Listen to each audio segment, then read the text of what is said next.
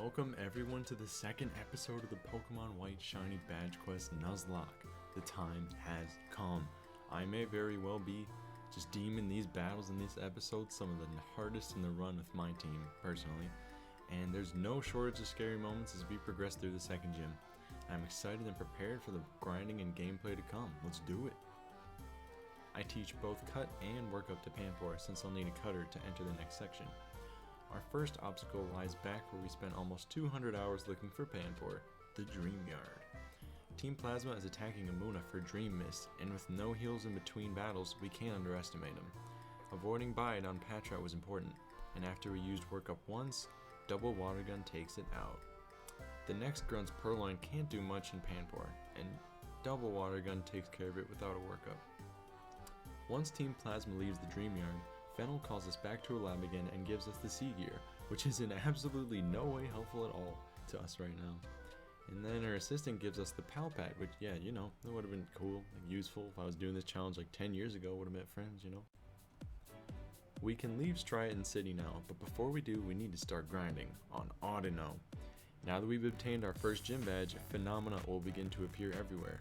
Rustling grass, dust clouds in caves, and rippling water on the water, which is crucial for our early game grinding. Level 2 Audino on Route 1 give the least amount of experience, and since all Audino give 2 HP EVs per kill, it's definitely the most efficient to grind on. So we're going to switch train our 2 Pokemon, and that will allow us to maximize our grinding efficiency. After Panpour reaches level 14, we are ready to fight the twins on Route 3. As a required double battle, Snivy and Panpour both focus down one side to allow for the least amount of lost cons possible. It's so nice to see both of our shinies come out in battle, dude. They look so good. Enough water guns and Vino to do the trick, and then Charon 3 is our next stop. Our third rival battle against Charon isn't that challenging. However, as seen in the Pokemon Black and White any % speedrun, which I am definitely not a pro at, but I do like to embody some traits. I implement a weird combination of moves that allows me to take out Tepig without its berry activating. After I use Water Gun, I work up and Water Gun again to secure the feint, and double Water Gun Purloin afterward. After Team Plasma bumps past us with a stolen Pokemon, I take the opportunity to make myself feel like a pro speedrunner again. Spinner passes for the win. Check it out.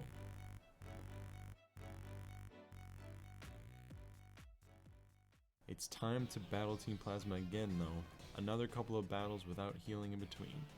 The first Grunt's Patrat has Bide, so Panpour uses Work Up twice instead of feeding its stored energy that it stores with Bide.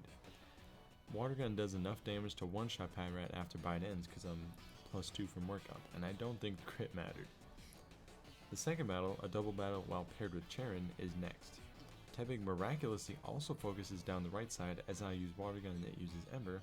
And then afterwards, Panpour uses Work Up, and then Tepig just helps out with Ember, and then we Water Gun that bad boy down. Easy clap, get destroyed.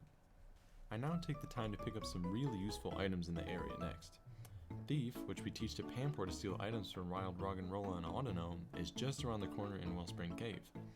The little girl who's been, who's had their Pokemon stolen by Team Plasma, she gives us heal balls, and then we pick up a hidden rare candy in the dark grass right before we enter Nacrene City, along with a bunch of other ones, but those aren't really worth mentioning.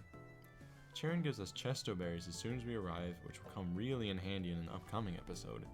We go to a house down the tracks to grab the Mystic Water, crucial for getting an extra water move damage with Panpour throughout the run, because Simipour's busted.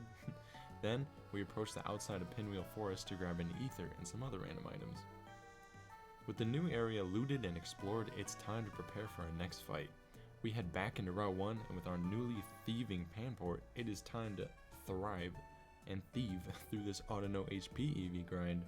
Acquiring lots and lots of Oranberries, and even a couple citrus berries, Panpour eventually hits level 16, and I feel confident enough to challenge N to a rematch at the entrance of the Nacrene Museum.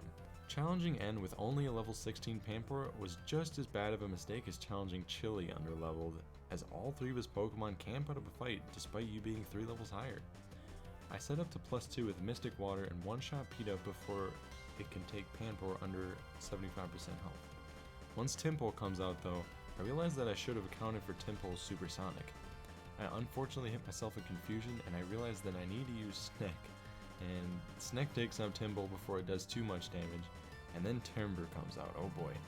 After going down to -2 from Timber's Leer and being +2 from Growth, I feel confident enough to start attacking. Unfortunately for me though, Timber uses Bide to stop me right in my tracks. I hit it with one Vine Whip, but after a tactical double switch to prevent Bide from taking me out at -2, Sneck lends a Vine Whip to put Timber in Water Gun range. So Timber uses Focus Energy, but that does mean Pamper would be dead to a low kick crit. So with all the RNG's gods at my temple, I nervously send out Pampor, and I dodge that low kick crit, and then unnecessary crit feints Timber. Oh yeah. Realizing that I'm taking way too many risks, I then begin to grind Pampor up to level 19 on level 10 Roggenrola before we fight the first gym trainer in Nacrene City Gym. Sneck the Snivy also evolves during the process. After defeating my 40th level 10 Roggenrola to take less damage from Lenora's Herdier, so our Servine can live longer, I then move to Audino and defeat enough for Panpour to get to level 19. This marks the end of our Audino HP EV grind, defeating 123 level 2 Audino after seeing 334 Audino total. Scooped up a nice bunch of berries too. School Kid Carter's level 17 Patra isn't the hardest opponent now that Panpour is level 19. Not even the Pause Champ, a crunch crit with a defense drop, oh boy, threatens Panpour thanks to all those EVs. +1 double water gun takes out Pat Rat before it can detect stall or make use of my lower defense. Before we fight Scientist Satomi, Panpour needs to be level 20 for sure. Sneck and Panpour tag team Thief and Leaf Tornado all the level 10 Roggenrola we can find in Wellspring Cave again, accumulating many Everstones in the process. Now that Panpour is level 20, we can defeat the two remaining gym trainers, Scientist Satomi and School Kid Lydia.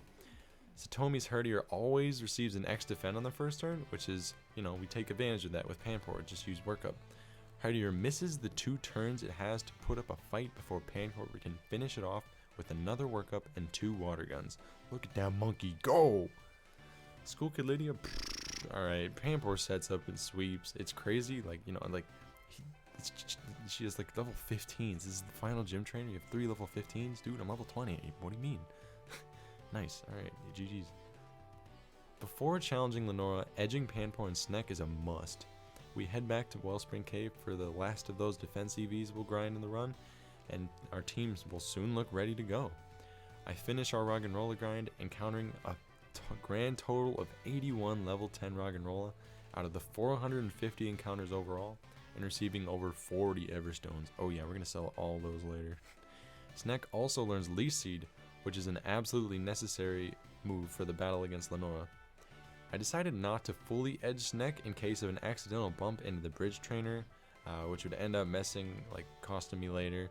But yeah, nevertheless, we equip citrus berries on both Sneck and Panpour, and hope we don't wipe, and say hi to Lenora, the Nacrene City gym leader.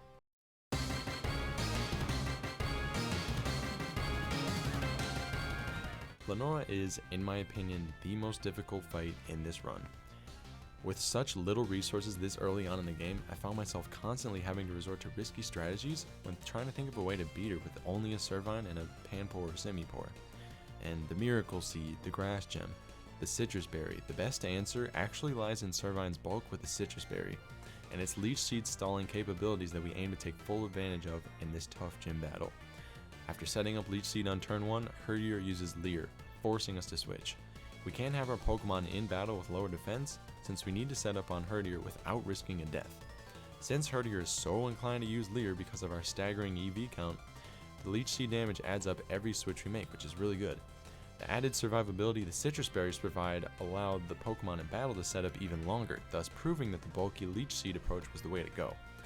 Panpour takes a takedown on the 4th turn and uses it again, and after Panpour switches back out to Servine. The recoil adds up and Lenora uses her Super Potion to heal Herdier to full health, allowing Servine to set up 1 growth. Unfortunately, Herdier uses Leer after Servine goes to +2, commanding another switch on my side.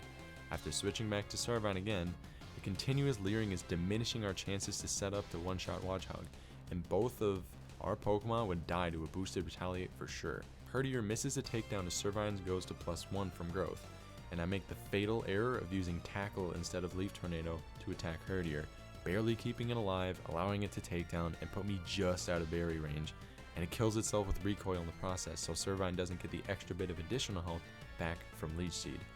Furthermore, I edged Servine incorrectly, and it doesn't level up to 21 upon receiving experience because it shares it with Panpour. At this point in the battle, 11 turns in, Watchog comes out, and the odds of me beating Lenora with 2 Pokemon surviving are very slim. I pray the Leaf Tornado at +1 crits or causes a miss from an accuracy drop, and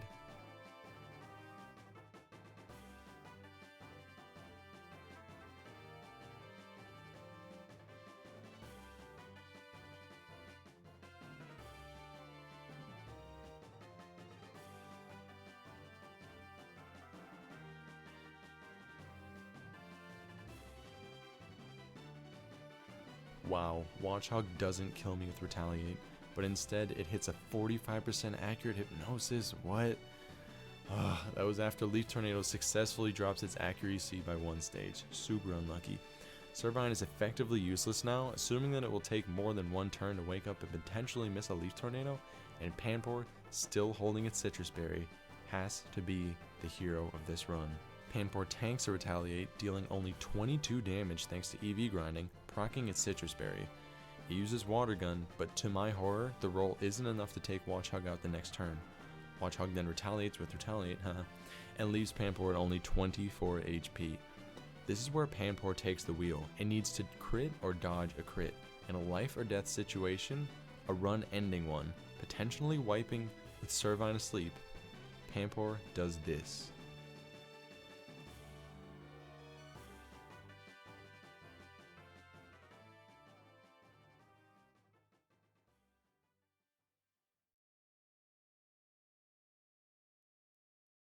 It tanks another Retaliate.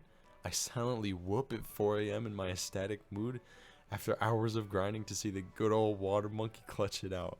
Dude, I was actually really tired at this time, but I was could not believe it. Water Gun seals the deal yet again, and the hardest fight of the run, personally, is over. And might I add, deathless.